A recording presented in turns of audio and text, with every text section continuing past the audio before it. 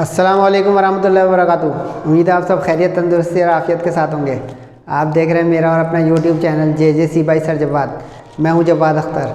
आज की lecture video first year physics के चैप्टर नंबर 9, एक नए चैप्टर है, उसके न्यूमेरिकल्स का पार्ट 1 है।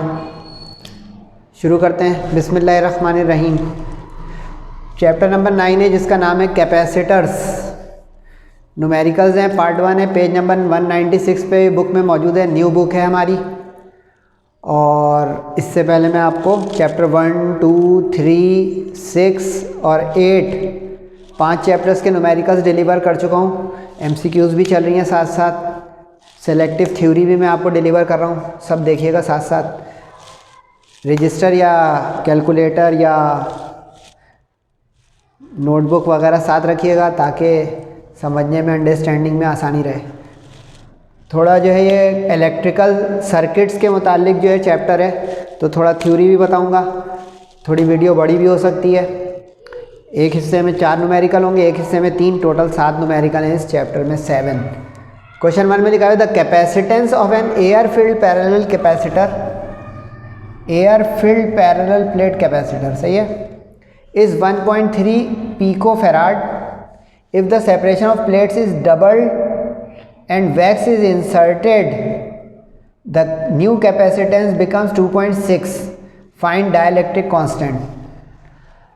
अब इसमें जो बता रहा हूँ पहले नोट कीजिएगा ताकि क्वेश्चन में आसानी रहे।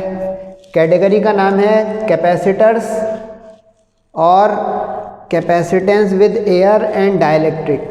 इसके बाद जो 2 क्वेश्चन हैं वो सर्किट कॉम्बिनेशन है, सही। ये सिर्फ सिंपली कैपेसिटेंस की कैटेगरी है।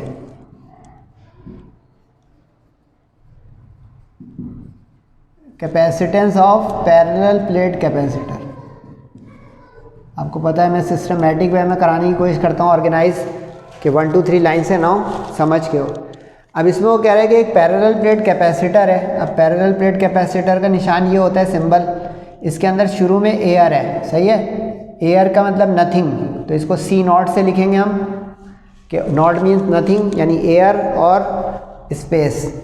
और इसी तरह अगर इसी प्लेट्स के दरमियान कोई डाइलेक्ट्रिक आ जाए, डाइलेक्ट्रिक मीडियम एक इंसुलेटिंग मीडियम होता है, इंसुलेटिंग मीडियम जो डिस्टर्ब करता है कैपेसिटेंस को आने के बाद, सही है। तो डाइलेक्ट्रिक की कैपेसिटेंस को हम D से डायरेक्ट कर देंगे, D फॉर डाइलेक्ट्रिक, सही है।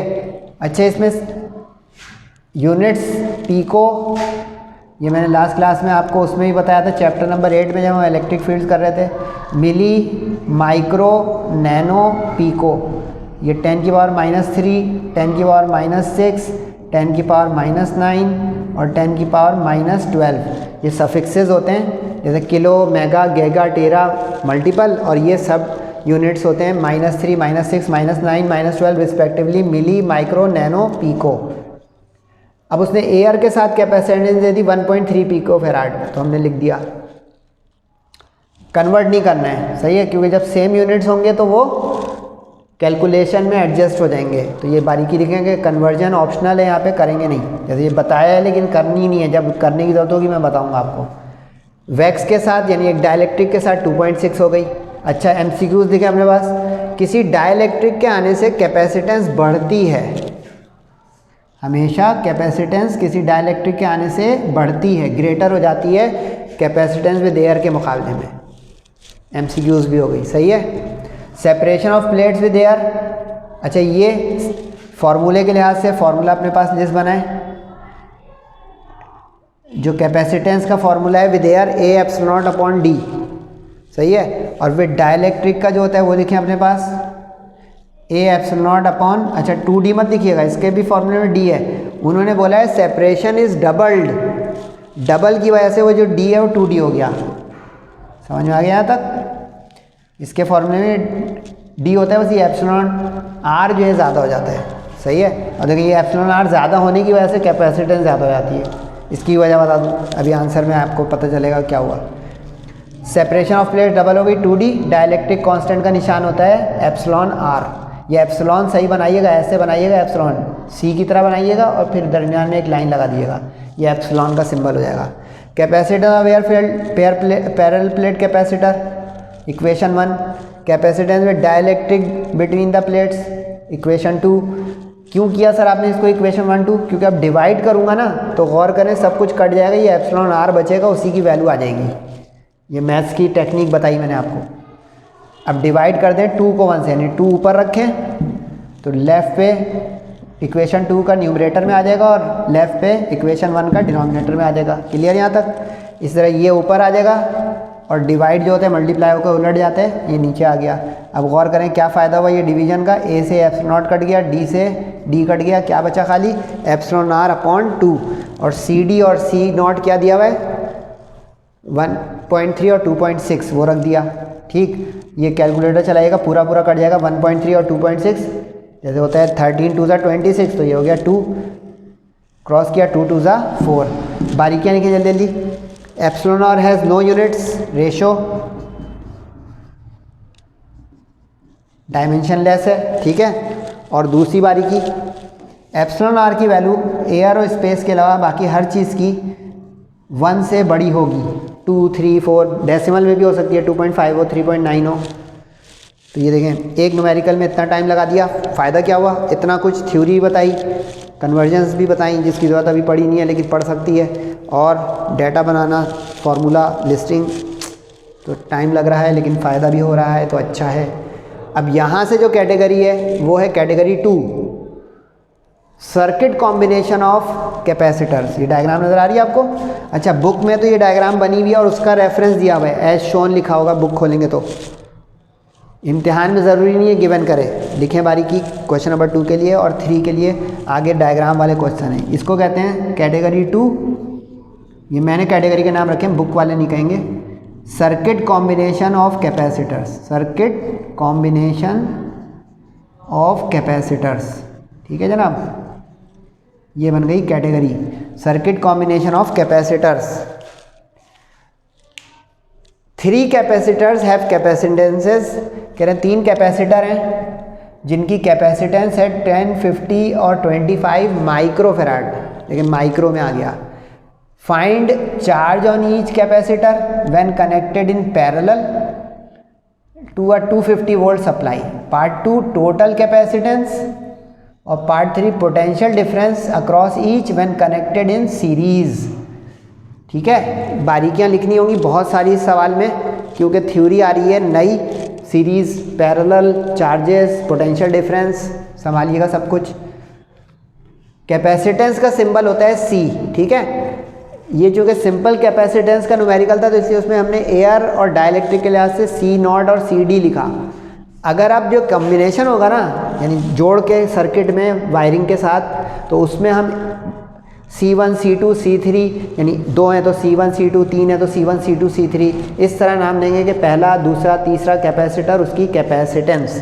ठीक है, तो अब 3 दिए में, अच्छा इसने माइक्रोफेराड एक दफ़ा लिख दिया है तो इसका मतलब ये होगा कि हर एक की वैल्यू वही है, यानी यूनिट्स माइक्रोफेराड। मिस प्रिंटिंग नहीं है, लिखने का स्टाइल होता है, जैसे लिख दे 10, 50, 25 पिकोफेराड, तो तीनों का पिको होगा, मिस प्रिंटिंग नहीं है। लिखते आ रहे बारीकियाँ, वेरी गुड। तो अब यहाँ माइक्रोफेराड, अब यहाँ पे आप देखिएगा मैंने कन्वर्जन करी है, क्यों करी वो नज़र आएगा, यहाँ पे नहीं करी क्योंकि उससे डिवाइड करना था, यहाँ पे अब डिवाइड नहीं है तो इसलिए कन्वर्जन की। माइक्रो का मतलब क्या बताया था भाई, -6, 50, तो 50 इंटू -6, थोड़ी घिसपिच हो गया होगा क्योंकि मैंने लिख दिया था, फिर उसके बाद आगे चला गया था, मैंने कहा कि ये लिखना होगा 50 इंटू 10 की पावर -6 और 25 का 25 इंटू -6। आप लोग वर्टिकल कीजिएगा सारे न्यूमेरिकल, बार बार बता रहा हूँ तमाम लेक्चर्स में, मुझे एडजस्ट करना होता है इसलिए यूँ चल जाता हूँ। आप वर्टिकल बोर्ड में, अपने कॉपी पे, अपने इम्तिहान में, हर जगह टेस्ट वगैरह कहीं दे रहा हूँ वर्टिकल। DC सप्लाई, MCQs आई संभालें, बुक वाले नहीं बता रहे, मैं बता रहा हूँ। कैपेसिटर सिर्फ DC सप्लाई पे चलते हैं, यानी बैटरीज वगैरह पे चलते हैं उस मैकेनिज़्म पर। AC सप्लाई को ब्लॉक कर देते हैं, AC सप्लाई पे वो नहीं चलते। सही है, कैपेसिटर्स ब्लॉक AC, यानी अगर यहाँ पे AC सप्लाई का ऐसा वाला करंट होगा तो capacitors do not work, AC current पर कैपेसिटर नहीं चलते। MCQ लिख ली, DC पे चलेंगे, जबकि देखिए सवाल में कहीं नहीं लिखा है, सर ने नॉलेज दी। वोल्ट्स में होता है। Charge on each capacitor, charge का सिंबल होगा Q, तो अब 3 है तो Q1 Q2 Q3, सही। कैपेसिटेंस 3 है तो C1 C2 C3, सही। अच्छा, कैपिटल Q आपकी बुक वालों ने यूज़ किया हुआ है डायग्राम में। अगर खुद हम अपना सेलेक्ट करें तो हम Q कैपिटल भी ले सकते हैं, स्मॉल भी। बुक खोलेंगे तो इसमें ये प्रिंटेड है Q1 Q2 Q3 कैपिटल, तो हम चेंज नहीं कर सकते। प्रिंटेड क्वेश्चन है तो उसमें चेंज नहीं, अपनी मर्जी से हमें लेना है। जो डायग्राम नहीं होती, सिर्फ पैरेलल सीरीज़ का वर्ड होता है, हम अपने तौर पर रफ डायग्राम बनाते समझने के लिए, तो Q ले लें, चाहे कैपिटल चाहे स्मॉल। टोटल कैपेसिटेंस का मतलब होता है equivalent capacitance. Total means equivalent. Equivalent का मतलब इन तीनों के बदले एक, यानी ये 3 जो कैपेसिटर है इसको जोड़कर एक बना दें, यानी ये 3 के बराबर, इक्विवेलेंट कहते हैं इसको, सही है। तीसरे पार्ट में पोटेंशियल डिफरेंस पूछा है तो पोटेंशियल डिफरेंस अलग अलग होगा, लेकिन इसकी डायग्राम ये है। 2 पार्ट की पहली डायग्राम है, 1 और 2 की, 3 की ये डायग्राम है। सर आपको कैसे पता चला? मुझे इस तरह पता चला कि उसने जब बोला when connected in parallel to और आगे टोटल कैपेसिटेंस, तो ये वर्डिंग जो है ना कंटिन्यू होती है इंग्लिश में, यानी इसके साथ ये लिंक है। जब उसने आगे एक अलग बात बोली ना इन सीरीज़, तो इसका अंदर थर्ड पार्ट अलग हो गया यहाँ से। वरना एक बच्चा ऊपर वाले को कंफ्यूज करे और सीरीज़ की टोटल कैपेसिटेंस निकाल ले, वो अलग हो जाएगा सवाल। समझ गए बेटा? अब चार्ज ऑन ईच कैपेसिटर, इसका फॉर्मूला लिखें अपनी लिस्ट में, Q is equal to CV। ये फॉर्मूला होता है कैपेसिटेंस का चार्ज के साथ रिलेशन, ठीक है। अब एक और थ्योरी लिखें, पैरेलल में सप्लाई सेम रहती है, सप्लाई सेम रहती है पैरेलल में, सेम इन पैरेलल। ये जो 11 जैसा निशान बना रहा हूँ ना, इसका मतलब होगा पैरेलल। ये पैरेलल की प्लेट का निशान ऐसा होता है 11 जैसा। सप्लाई सेम यानी कि वोल्टेज सेम, ठीक हो गया। अब ये अगर आपको थ्योरी याद होगी तो आप क्या करेंगे, V के साथ 1 2 3 नहीं लगाएंगे कि पैरेलल में सप्लाई सेम होती है। तो अब सेम का मतलब ये 250 वोल्ट पहले को भी मिलेगा, दूसरे को भी, तीसरे को भी, तीनों कैपेसिटर को पैरेलल में सप्लाई बराबर मिलेगी। तो अब सिर्फ क्या करना है, कैलकुलेटर C1 की वैल्यू उठाई आपने 10 वाली, एक्सपोनेंट -6। अब आपको पता चलेगा इसमें कन्वर्जन क्यों की है। जब आप इसको फीड करेंगे ना तो देखिए पावर उसमें फ़र्क आ गई, क्योंकि बड़ी बड़ी गिनतियाँ ना 250 10, तो मल्टीप्लाई में अब देखें -3 आ गया। इस -3 की वजह से अब देखें ये मिली हो गया, मिली। सीखते आ रहे हैं? Q1 का जवाब आ गया। अब यही काम जल्दी जल्दी कर लें। Q2 में C2 वाली वैल्यू रखें 50 वाली, सप्लाई तीनों को सेम मिल रही है, मल्टीप्लाई करें। अच्छा यहाँ पे मुमकिन है आपका कैलकुलेटर ऐसा जवाब दे दे, तो आप लोग समझदार हैं माशाल्लाह, मैथ्स के स्टूडेंट हैं, बायोलॉजी के स्टूडेंट हैं, साइंस के स्टूडेंट हैं। अगर कैलकुलेटर यूँ दे तो नो टेंशन, 1 2 3 डेसिमल मूव हुआ, देखिए 10 की और -3 आ गई, तो 12.5 एक्सपोनेंट -3 यानी 12.5 मिली कूलम। अब C3 रखें इसी तरह 25 वाला, इसमें 6.25 के साथ एक्सपोनेंट -3 आ गया, तो ये मिली कूलम में हो गया। ये हो गया आंसर 1, यानी टोटल सप्लाई के साथ तीनों के अलग अलग चार्जेस। अब टोटल कैपेसिटेंस पूछ रहा है, ये बच्चों वाला सवाल है, लेकिन फॉर्मूला लिखें। लिस्टिंग करते आ रहे हैं ना बच्चों, वेरी गुड। देख रहे हैं सर अजीब अंदाज से पढ़ा रहे हैं, पढ़ाते जा रहे हैं, सिखाते जा रहे हैं, सिखाते जा रहे हैं, लिखवाते जा रहे हैं। वरना कोई लोग तस्वीर खींच लेंगे तो उनको क्या पता चलेगा सर ने यहाँ पे बोला क्या था। तो थोड़ा लिखें। तो इक्विवेलेंट होता है सीरीज़ का, नहीं पैरेलल का, ये पैरेलल का, इन पैरेलल। पैरेलल में सम अप होता है, यानी एल्जेब्रिक सम होता है। तो जल्दी जल्दी तीनों को प्लस कर दें। अच्छा अब देखें यहाँ पे कन्वर्जन नहीं, ये वाला यूज़ करें 10, क्योंकि अब यहाँ पे हमें सिंपली प्लस करना है, तो इतनी सारी पावर लिख के क्यों करूँ। तो 10 50 25 सिंपली। तो देखिए आंसर भी आ गया, फिर पी को गलत लिखा हुआ है, माइक्रो में आ गया ऑटोमेटिक आंसर। माइक्रो में ऑटोमेटिक आंसर आ गया, समझे। माइक्रो माइक्रो माइक्रो तीनों, तो सम करके माइक्रो, ये होता है फ़ायदा। लेकिन सीखा क्या, यहाँ पे क्यों कन्वर्ट किया और यहाँ पे क्यों नहीं किया, ताकि नए सब यूनिट्स बन जाएं, और यहाँ पे ताकि कुछ कन्वर्जन ना करनी पड़े, तो कैलकुलेटर भी कम चले और सिंपली एडिशन से टोटल कैपेसिटेंस आ जाए। ये पार्ट थोड़ा लंबा और दिमाग का है, वैसे तो दिमाग के सारे न्यूमेरिकल हैं, फिर भी अब तीसरे में वो कह रहा है कि पोटेंशियल डिफरेंस बताएं। तो अब एक थ्योरी, पोटेंशियल डिफरेंस सीरीज़ में डिस्ट्रीब्यूट होता है। ये जो सीरीज़ है ना, सीरीज़ का मतलब क्या है, एंड टू एंड कनेक्शन। यानी कि अगर आप पढ़ते हैं किसी क्लास में तो लाइन से चेयर लगी हो अगर यूँ, तो हम कहेंगे सीरीज़ कॉम्बिनेशन है। आमने सामने एक रॉ लगी हुई है, फिर एक और, फिर एक और, तो ये अक्रॉस जो हो जाएगा ये होगा पैरेलल अक्रॉस ईच अदर। जो अक्रॉस होता है ना, इसमें वोल्टेज सेम मिलता है, और जो सीरीज़ होता है इसमें चार्ज सेम मिलता है, क्योंकि रास्ता एक है ना। ये देखें रास्ता एक है, समझे, सप्लाई जो है चार्ज दे रही है, बैटरी जो है वो चार्ज दे रही है, चार्ज जो है देखें सेम मिला सबको, तो ये चार्ज सेम हो जाएगा सीरीज़ में। सीरीज़ में चार्ज सेम हो जाएगा, और चार्ज मतलब क्यू। सीखा क्या? इसमें V सेम रहा तो चार्जेस अलग अलग आए, डिस्ट्रीब्यूट हुए, क्योंकि देखिए रास्ते अलग मिल रहे हैं ना। यहाँ पे चार्ज आगे कुछ अलग चला जाएगा अपनी कैपेसिटेंस की वैल्यू के लिहाज से, दूसरे को अलग मिल जाएगा, तीसरे को अलग। एक और MCQs देखें, वो क्या MCQs बनेगी? देखिए ये सबसे कम कीमत का कैपेसिटर है 10 और सबसे ज़्यादा वाला है 50। सही है, नज़र आया? कम ज़्यादा ज़्यादा। जो सबसे कम कीमत वाला कैपेसिटर होगा ना, नज़र आ रहा है, उसको सबसे कम चार्ज मिलेगा। ये देखें, इससे ये पता चला डायरेक्टली प्रोपोर्शनल है कैपेसिटेंस और चार्ज। MCQs भी आएगी तो संभालिएगा। देखें इसका 2.5 आ रहा है, छोटा है। 25 का 6 पॉइंट आ रहा है, उससे बड़ा है। और 50 वाले का 12 पॉइंट आ रहा है, सबसे बड़ा है। देखा, सबसे बड़े वाले कैपेसिटर की सबसे ज़्यादा चार्जेस स्टोर करने की सलाहियत। अब यहाँ पे देखें, यहाँ पे उल्टा होगा, यहाँ पे उल्टा होगा, संभालिएगा। लेकिन उससे पहले क्या करना है वो देखें, फॉर्मूला लिस्ट करते हैं बेटा। ये सीरीज कॉम्बिनेशन का फॉर्मूला है, रेसिप्रोकल का सम, उलट करके सम। पैरेलल में अलजेब्रिक और सीरीज में रेसिप्रोकल का सम। तो अब रेसिप्रोकल का सम करना है तो अब इसमें ये वाली वैल्यू नहीं रख दीजिएगा, एलसीएम लेने में मुसीबत हो जाएगी पावर के साथ। जैसे यहाँ पे टेक्निक बताई ऑटोमेटिक वाली, वही चलेगी। जैसे अब ये 10, 50 और 25 रखेंगे, एलसीएम लेंगे तो ऑटोमेटिक देखिए माइक्रो में आ जाएगा।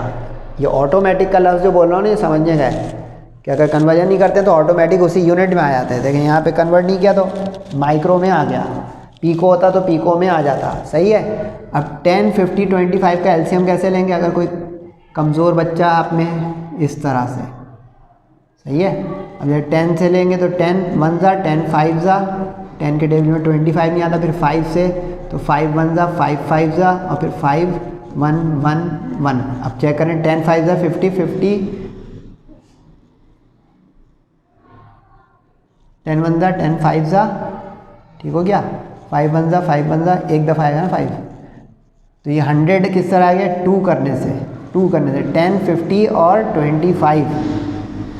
मैंने गलती की है, सही करें।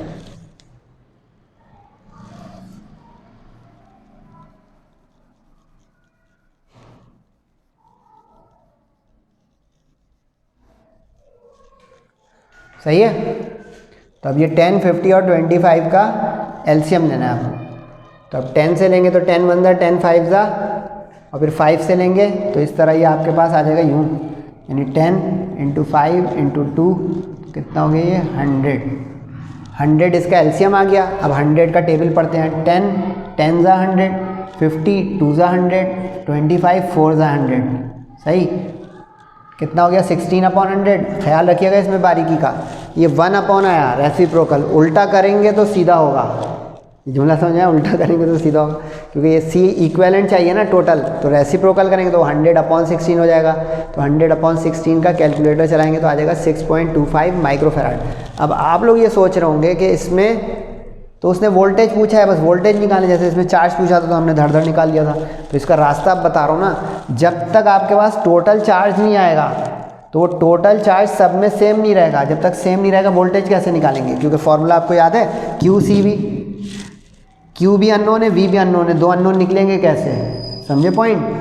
यानी अगर मैं पहले ये लिख देता Q = CV और फिर लिखता V = Q/C, तो दो अननोन हो गए ना बेटा। ये इस पार्ट का वैल्यू उसमें मत रख दीजिएगा, ये तो पैरेलल का था। अब सीरीज़ का है, सीरीज़ के लिए अलग जो है डाटा है तो अलग चीज़ होगी ना। तो अब ये देखें, Q निकलेगा तो V का रास्ता बनेगा। समझे मेरी बात, ये चीज़। अब टोटल चार्जेस निकालेंगे हम टोटल कैपेसिटेंस के ज़रिए, यानी फॉर्मूला वही चल रहा है Q=CV वाला। अब जो टोटल कैपेसिटेंस निकली इस मकसद से कि ये Q निकलवाएगा, मल्टीप्लाई करा। अब देखें यहाँ पे भी कन्वर्जन नहीं की तो माइक्रो कूलम में आ गया। यूनिट्स लिख रहे हैं ना, चार्ज कूलम या माइक्रो कूलम या पिको कूलम, कैपेसिटेंस फेराड या माइक्रो फेराड या पिको फेराड। ऐसा यूनिट पूछे एमसीक्यूज में तो फेराड, कूलम और वोल्ट्स। सही है, सबके अपने अपने यूनिट्स हो गए। अब ये जो चार्ज है, मैंने अभी क्या थ्योरी बताई थी, सेम रहता है चार्ज, ठीक। तो ये जो Q निकला है तीनों का सेम हो गया, तो ये आ गया हमारा 1562.5, सबका चार्ज इक्वल हो गया, ठीक है यहाँ तक। अब रास्ता बन गया, क्योंकि अब ये सारे अगर बराबर हैं तो यही चार्ज कैपेसिटेंस 1 से डिवाइड होकर, यही 2 से डिवाइड होकर, यही 3 से डिवाइड होकर आपको रिस्पेक्टिव वोल्टेज दे देगा। डिवाइड डिवाइड डिवाइड करते हैं कैलकुलेटर से, आता जाएगा 3 आंसर। थ्योरी लिखें जाइएगा नहीं, क्योंकि ये मिटा के मुझे 2 न्यूमेरिकल और करने हैं। इसमें देखें इन्वर्सली प्रोपोर्शनल है, यानी जहाँ पे C कम होगा वहाँ पे V ज़्यादा जाएगा।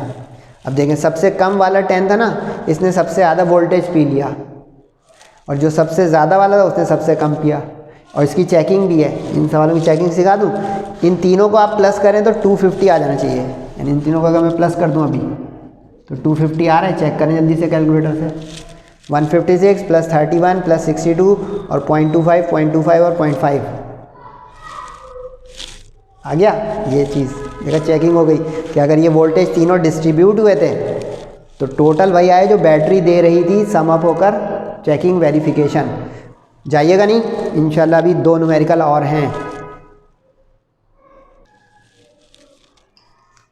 ये 2 न्यूमेरिकल और देख लें।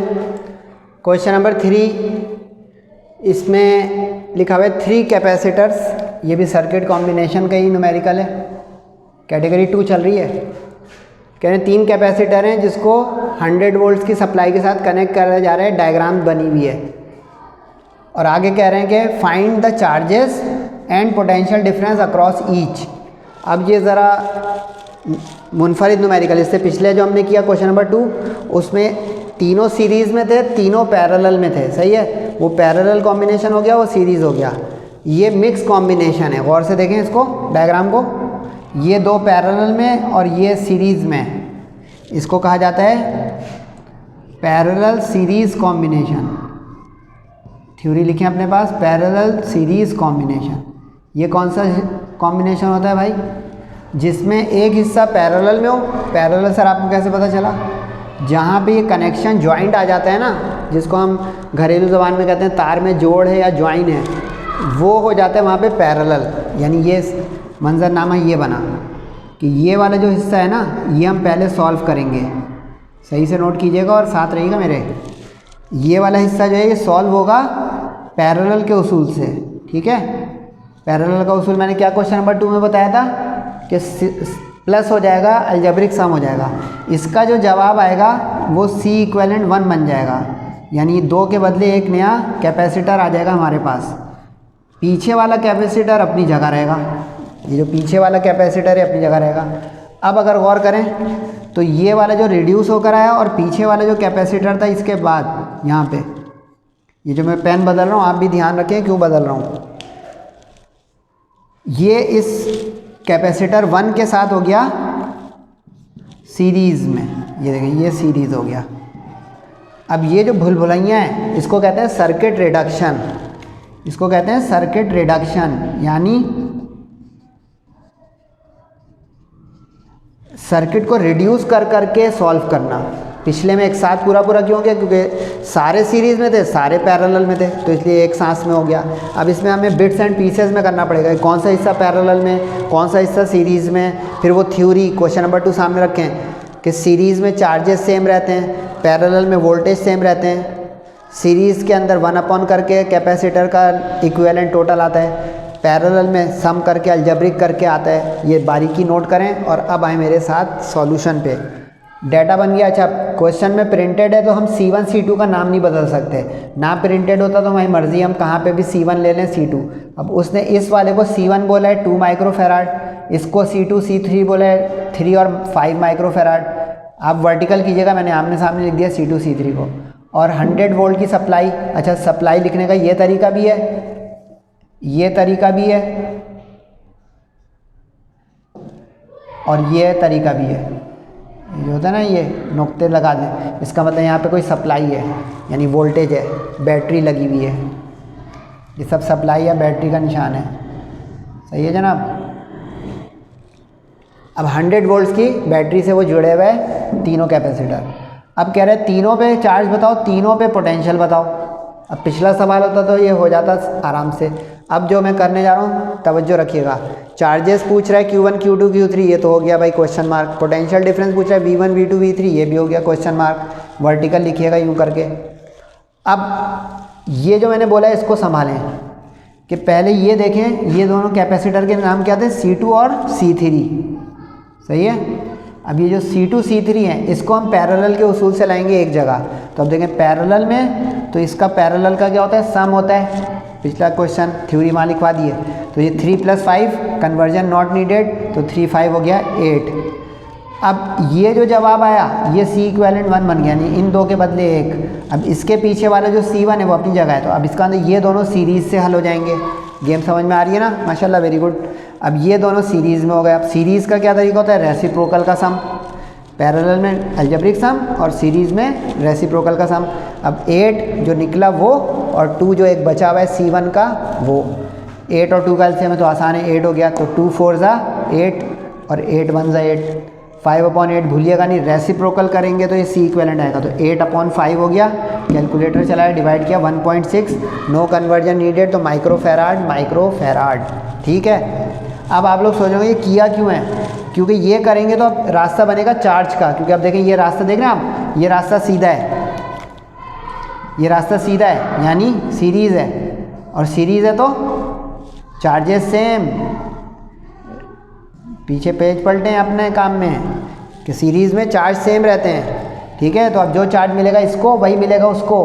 तो अब हम पहले चार्ज निकाल लेते हैं। कैसे, C इक्विवेलेंट जो निकाला हमने 1.6 और वोल्टेज जो हमारे पास आया यहाँ से, क्योंकि देखिए जो ये वोल्टेज है वो इसको भी मिल जाएगा क्योंकि सप्लाई सामने है इसके। तो 100 वाली जो है सप्लाई इसको मिल गई, 160 आ गया आपका माइक्रोकूलम चार्ज। माइक्रोकूलम में, क्योंकि माइक्रोफेराड में ये था, ये ध्यान रखिएगा, यूनिट्स की गड़बड़ ना हो। ये माइक्रोकूलम माइक्रोफेराड में, तो ये माइक्रोकूलम में आ गया, सही। अब पोटेंशियल डिफरेंस निकालने की हम पोजीशन में आ गए इस वाले के, कि इसको कितना वोल्टेज मिल रहा है 100 में से। 100 में से इसको कितना वोल्टेज मिला। अब Q1 कितना इसने चार्ज खाया भाई, 160। इसकी वैल्यू कितनी थी भाई, 2। इसका मतलब इस 100 में से इसको 80 मिला, इस 100 में से इसको 80 मिला। इसका मतलब बाकी वो लोग दोनों लेंगे, यानी Q2 और C2 और C3। तो ये एक आंसर आया अभी। ठीक है। वोल्टेज तीनों के चाहिए ना, क्योंकि जगह सप्लाई यूँ चलती है तो पहले इसको मिल गई, आगे बढ़ेगी फिर इसको मिलेगी। ये भी देख लें, जो बड़ी लाइन होती है वो प्लस की होती है, तो वहाँ से सप्लाई जाती है, ऐसा होता है, समझे। थ्योरी बता रहा हूँ, देखिए टाइम लग रहा है ना। अब ये सीरीज़ है, सीरीज़ में चार्जेस सेम होते हैं, सीरीज़ चार्जेस सेम। तो अब ये जो चार्ज आया था 160 माइक्रोकूलम, वो हमें इस C इक्विवेलेंट 1 को भी मिल जाएगा, सही है। यानी यही हमारे रिक्वायर्ड चार्ज भी हो गया 160 पहले का। तो वहाँ पे हमने लिख दिया इसी थ्योरी के तहत कि 160 माइक्रोकूलम हमारा पहले कैपेसिटर का चार्ज भी है, यानी कि आंसर है। तो ये आंसर एक आ गया, यानी पहले कैपेसिटर की दोनों चीज़ें फारिग हो गई, वोल्टेज भी और चार्ज भी। समझ में आ रहा है ना। अब हमें इन दोनों कैपेसिटर की तीनों चीज़ें निकालनी, यानी चार्ज और वोल्टेज। कैसे निकालेंगे भाई, अब पहले हम ये निकालेंगे कि इसको कितना वोल्टेज मिल रहा है, इस हिस्से को, इस हिस्से को। तो अब इसके निकालने के दो तरीके हैं। एक तो ये कि फार्मूला, ये फार्मूला तो याद हो गया ना आप लोगों को, Q = CV। तो अगर V चाहिए तो C/, में चला जाएगा, जो मैंने किया। और एक इसका दूसरा स्टाइल भी है, अगर 80 वोल्ट इसने ले लिया इस बैटरी ने, जो अभी मैंने न्यूमेरिकल मिटाया, याद है, उसमें कहा चेकिंग होती है। तो अगर इस 100 में से इसको मिल गया कितना, 80, तो 100 - 80 करें, इसका आ जाएगा 20।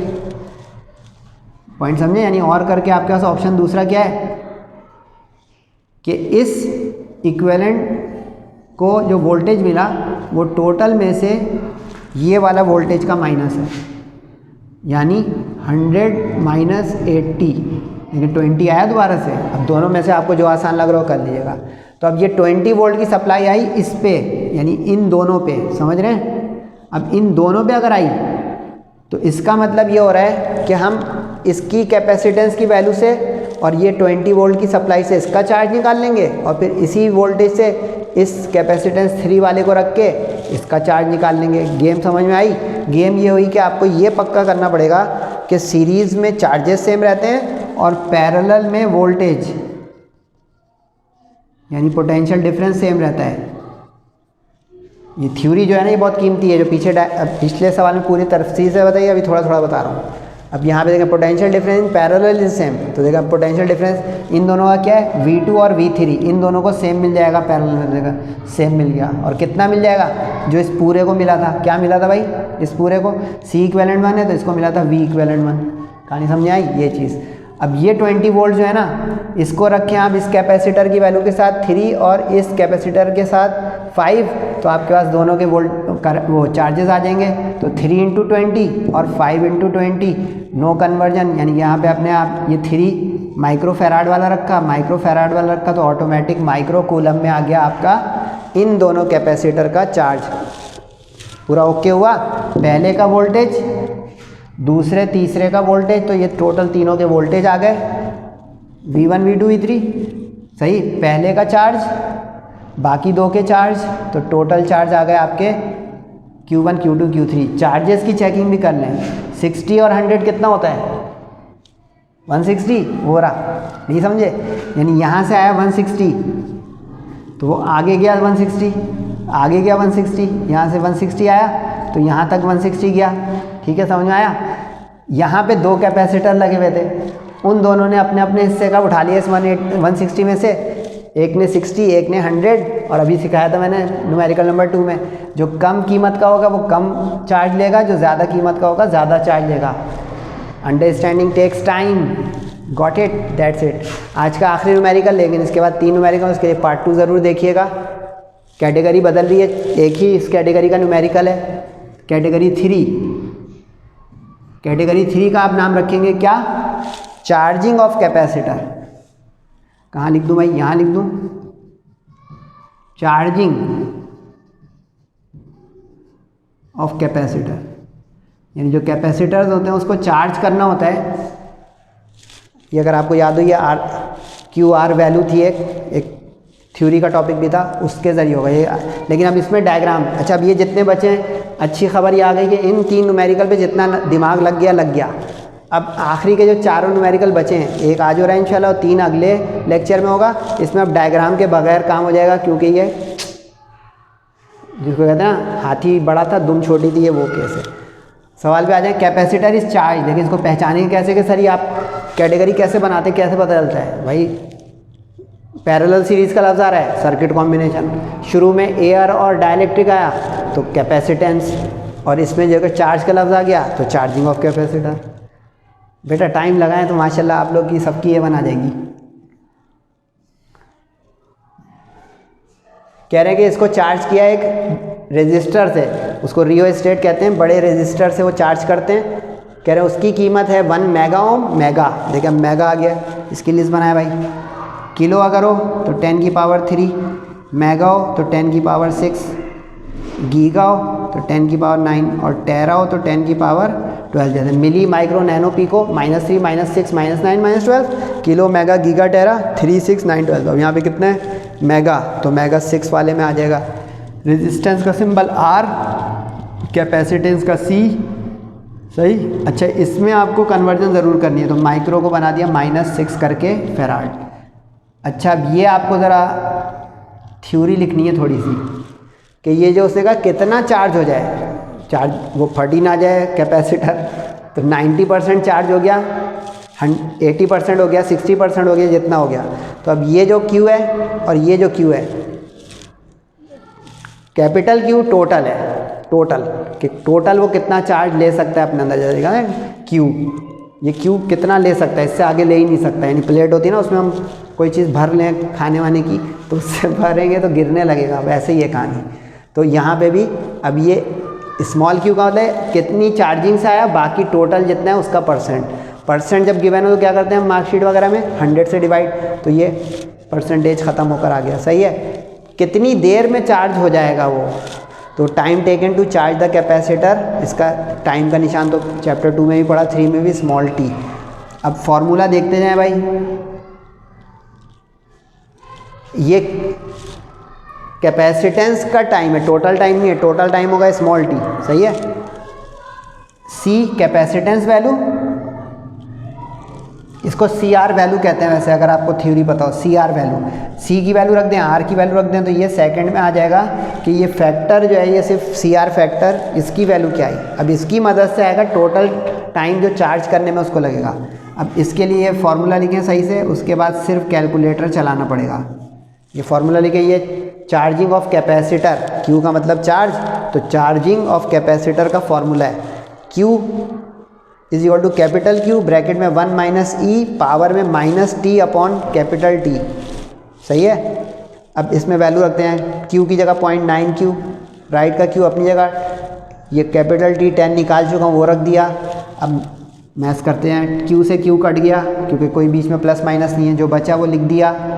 सही हो गया यहाँ तक। गिनतियाँ एक तरफ करें तो 0.9 उधर जाके माइनस, और माइनस ई वाला इधर आके प्लस, 1 में से 0.9 माइनस किया तो आ गया 0.1। अब यहाँ पे मेडिकल वाले अगर बच्चे हैं तो ज़्यादा तवज्जो करें। ई जो होता है ना, ई एक्सपोनेंशियल फंक्शन, इसका तोड़ होता है नेचुरल लॉग, जिसको ln करके लिखा जाता है। सही है। ये तोड़ का मतलब है कि पावर में हमारा टी फंसा हुआ है ना, पावर को नीचे कैसे उतारूँ, सीढ़ी कहाँ से लाऊँ, तो ये टी को नीचे उतारने का तरीका है ln, क्योंकि ln की प्रॉपर्टी आप लोग मैट्रिक में पढ़ते थे LOG करके। LOG वाली एक प्रॉपर्टी ये होती थी कि पावर में अगर कोई लॉग के साथ चीज़ हो तो वो लॉग के पीछे आ जाती है। याद आया। बिल्कुल यही थीम ln पे भी लगती है, यानी कि ln के साथ अगर कोई दो चीज़ें पावर में हो तो वो उसके पीछे बैक पर आ जाती है इस तरह। तो अब ये जब ln लेंगे ना, तो ये देखें माइनस टी अपॉन 10 सीढ़ी लगा के उसके पीछे आ जाएगा इस प्रॉपर्टी के तहत। ये प्रॉपर्टी फेयर भी कर सकते हैं आप सिंस करके रीज़न में, तो ये उसके बैक साइड पे आ गया। आगे बचा ln e। अब ln e 1 होता है क्योंकि ln और e एंटी हैं एक दूसरे के। जैसे लॉग का एंटी लॉग देते हैं ना हम टेबल में, तो ln जो e होता है वो 1 होता है। सही है। अब राइट पे ln 0.1 है। इसके लिए मैं आपको कैलकुलेटर में एक बटन बता रहा हूँ, ये फंक्शन यूज़ कीजिएगा। राइट पे ये सेकंड है फंक्शन कीपैड में एकदम बिल्कुल, यानी टेंजेंट वाले से ऊपर का बटन, वो दबाएंगे तो स्क्रीन पे ln लिखा हुआ आएगा, जिसको बच्चे इन बोल देते हैं। इन नहीं है, ये ln है। इसके आगे हमें किसका ln चाहिए, 0.1 का। 0.1 दबा दें और इज इक्वल टू देखें क्या आया स्क्रीन पे, -2.302 नज़र आ रहा है भाई ये चीज़। ठीक, तो टेंजेंट के ऊपर वाला राइट पे फंक्शन कीपैड। सही, ये वैल्यू आ गई। अब बच्चा सवाल हो गया ख़त्म। बस ये बारीकी थी कि ई को नीचे कैसे उतारेंगे, ln के ज़रिए यानी नेचुरल लॉग के ज़रिए। LOG जो है वो अलग चीज़ होती है, वो वाला बटन LOG वाला मत दबा दीजिएगा, वो भी होता है कैलकुलेटर में। वो किसी अलग क्लास में बताऊँगा इंशाल्लाह, वो उसमें ज़रूरत पड़ेगी PH के न्यूमेरिकल में, केमिस्ट्री जो स्टूडेंट पढ़ेंगे। अब इसको हमने कैलकुलेटर में देखा, माइनस से माइनस कट गया, ठीक है, क्योंकि बीच में कोई साइन नहीं है। बाकी क्रॉस मल्टीप्लाई किया तो 10 × 2.3 यानी 23 सेकंड में ये कैपेसिटर पूरा चार्ज हो जाएगा। तो उम्मीद है कि आप लोगों को ये लेक्चर फ़ायदा भी दे रहे होंगे, अच्छे भी लग रहे होंगे, और आप लोग फीडबैक भी दे रहे हैं, अच्छी बात है। सेहत और ज़िंदगी रही तो इंशाल्लाह बहुत जल्द आपसे नए लेक्चर वीडियो में मुलाकात होगी। तब तक अपना और सबका बहुत ख्याल रखिएगा। तब तक अस्सलामु अलैकुम वरहमतुल्लाहि वबरकातुहू।